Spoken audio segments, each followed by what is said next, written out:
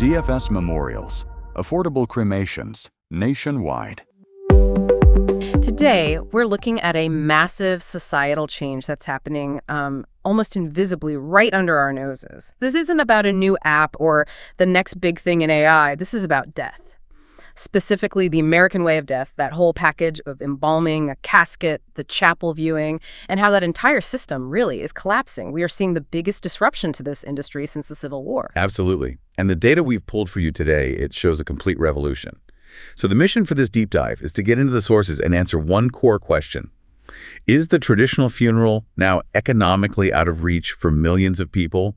Has it basically become a luxury good? And to really get the urgency here, we have to start with the numbers. Yeah. Because this isn't some slow, gradual shift. This is a landslide. It really is. The traditional funeral is just not the default anymore. Think about this. As of 2025, cremation is projected to hit 63.4% nationally, and burial, that's plummeted down to 31.6%. We're well past the tipping point. So for anyone listening, if you're planning a funeral, the odds are now overwhelmingly in favor of cremation. That speed is just so hard to wrap your head around.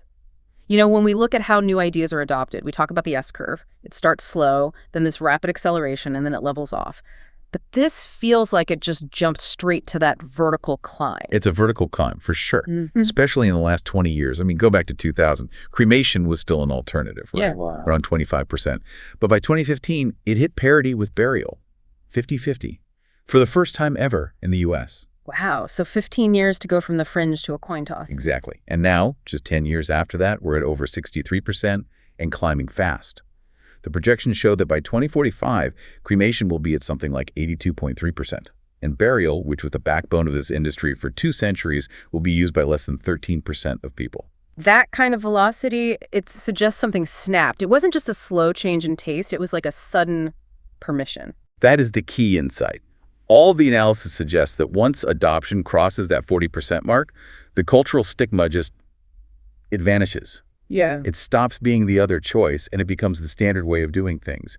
And once that happens, the economic arguments just take over completely. Okay, so if that's true, what does that mean for the industry itself? I mean, if you have thousands of huge chapels, fleets of limos, all this real estate built for an 80% burial world, and now you're looking at 13%, that's a massive, massive mismatch. A huge contraction is completely inevitable. The entire physical footprint of death care was designed around high-margin burial. Casket showrooms, embalming suites, big viewing rooms. When the business shifts to this low-margin, high-efficiency service like direct cremation, those buildings are basically obsolete. They're extensive assets for a business model that's disappearing. So that brings us right to the elephant in the room. Why? Why is everyone making this choice? Is it really just about money? The sources are pretty clear on this. While culture and religion play a part, the real engine here is economic necessity.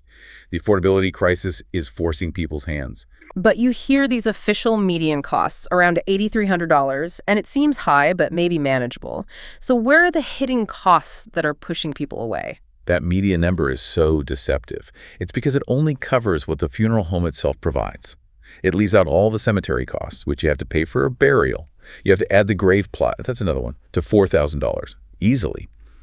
Then the mandatory concrete vault. The vault, what's that? It's a liner they put the casket in. Most cemeteries required to keep the ground from sinking. That's another $1,500.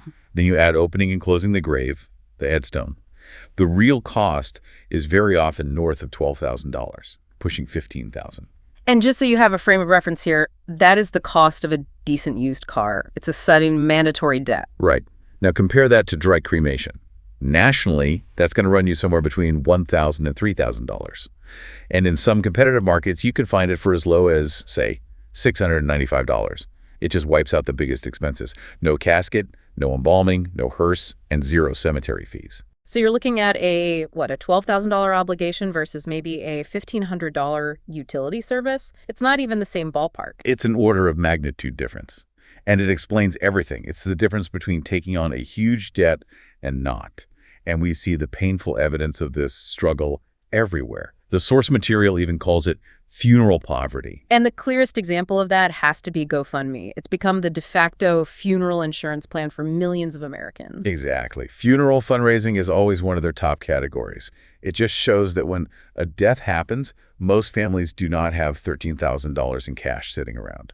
They have to ask for help. And the government help is, it's a joke. The Social Security death benefit is $255. A number that has not been changed since 1954. It's functionally useless against a five-figure bill. It really just highlights this giant gap between what we think a funeral should be and what people can actually afford. Okay, let's pivot a little bit to geography, because this isn't happening uniformly across the country, is it? Culture and religion are still putting up a fight against the economics. Well, the regional differences are stark. You have what some analysts call the Ring of Fire out west. Nevada is at 82% cremation. Washington State is at 80%. The drivers there are things like transients. Fewer people have deep family roots in one place, so a cemetery plot is less appealing. Plus, more secularism and a focus on being eco-friendly. Washington even legalized human composting. And on the other side of that, you have the Deep South, the traditional burial stronghold. Right, states like Mississippi, Alabama. They're still in the low 40s for cremation. And that resistance is driven by strong evangelical and Baptist traditions, which can have theological issues with cremation, this idea of bodily resurrection. They place a very high value on that traditional homecoming service with the body present. So you've got this battle, deeply held religious tradition versus pure economic pressure. What do the numbers say? Which one is winning? Well, the firewall is breaking. Economics is winning decisively. Even though those southern states have lower rates overall, they are now the fastest growing markets for cremation. The financial relief is just too powerful to ignore, even for people with those strong traditions. And that's happening alongside this broader cultural trend of people moving away from organized religion in general, the so-called God gap. That's a huge factor.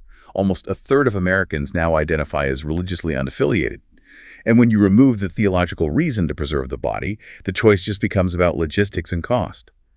Even the Catholic Church relaxed its ban on cremation way back in 1963. That removed a major barrier for millions. So let's dig into the business model itself. You talk about this idea of unbundling. What does that actually mean for a family dealing with the death? Unbundling means the funeral home is no longer selling you a big, expensive package. Direct cremation is just a utility. It's the logistics. They handle the collection, the paperwork, the cremation, and returning the ashes. That's it. It strips out all the high-margin stuff, the embalming, using the chapel, coordinating with clergy. The business model has to shift from high-touch service to low-cost volume. And the biggest consequence of that unbundling is something you call revenue leakage. The funeral home is losing its monopoly on the actual memorial. This is the real dagger for the old model. Families are still gathering, but they're doing it differently. They're holding a celebration of life maybe weeks or months later. And because there's no body, they don't need the funeral home's building, so that $5,000 they might have spent at the chapel, it now goes to a restaurant or a park pavilion or a caterer. The money leaves the funeral industry entirely. And we can't have this conversation without talking about COVID-19. It feels like the pandemic just threw gasoline on this fire. It was a massive accelerant. It compressed probably a decade of change into 2 years. All the government mandates, social distancing, travel restrictions, it just made traditional funerals impossible in a lot of places. So millions of families who might never have even considered cremation were essentially forced into it. And it gave them what you call a permission slip. Exactly. Before the pandemic, choosing the cheaper option might have felt, disrespectful or cheap. But during COVID, you could just say, we can't gather, it's not safe. It gave everyone psychological cover to pick the more affordable route. And what's interesting is the behavior stuck. People realized a delayed, less formal memorial was often less stressful, and so the new habit became the new standard. So with all this change, how is the industry itself responding? They can't just be standing by watching this happen. The response is consolidation. Aggressive corporate consolidation. The market is being bought up by a few giants. The biggest is Service Corporation International, SCI, along with a lot of private equity firms. And SCI is playing both sides of the field right. They own the high end and the low end. It's a brilliant strategy for them. They run the high-end traditional burial brand, Dignity Memorial. But they also own the biggest direct cremation provider, the Neptune Society. So no matter which way you choose to go, the money is likely to end up in their corporate pocket. They own the disruption. And what about the private equity firms? They're using a hub and spoke model, but that can have a strange effect on prices for the consumer, can't it? It can. They buy up independent homes and centralize the crematories to save money. But the goal of PE is always to increase profit. So what we see in some markets is that after an acquisition, the prices actually go up. For instance, in Tucson, Arizona, a direct cremation price jumped pretty significantly after a firm was bought out It's still cheaper than burial, of course, but the floor price is rising. Looking ahead then, what's next? What's the next frontier after flame cremation? The next big thing is already here. It's aquamation, or alkaline hydrolysis. Some people call it water cremation. It uses water, heat, and lye to dissolve the body. It's being positioned as the premium green option because it uses 90% less energy, and it's legal now in 28 states. It's a bit more expensive than fire, but still way, way cheaper than burial. And the very idea of a memorial is changing too. It's shifting from the physical grave to a sort of digital legacy. That's the final stage of the unbundling. For younger generations especially, their digital footprint, their social media, their online presence, that is the memorial. So you're seeing new services pop up that manage and preserve that digital essence. The focus is shifting from what happens to the body to what happens to the memory. So to circle all the way back to our core question for you today, the rise of direct cremation is really just a rational economic response. The traditional funeral industry priced itself out of the mass market. So by the 2030s, we're looking at a completely split market. You'll have these high-volume, low-cost disposal hubs on one end, and then boutique experience providers on the other. Basically, high-end event planners for memorials. And here's a final thought for you to chew on after this deep dive is over. We mentioned that about 2/3 of ashes are either kept at home or scattered. They're portable. So if our remains are no longer tied to a specific plot of land in a cemetery, what does that do to our idea of a hometown or of ancestral roots in a world where everyone is already so transient? Something to think about.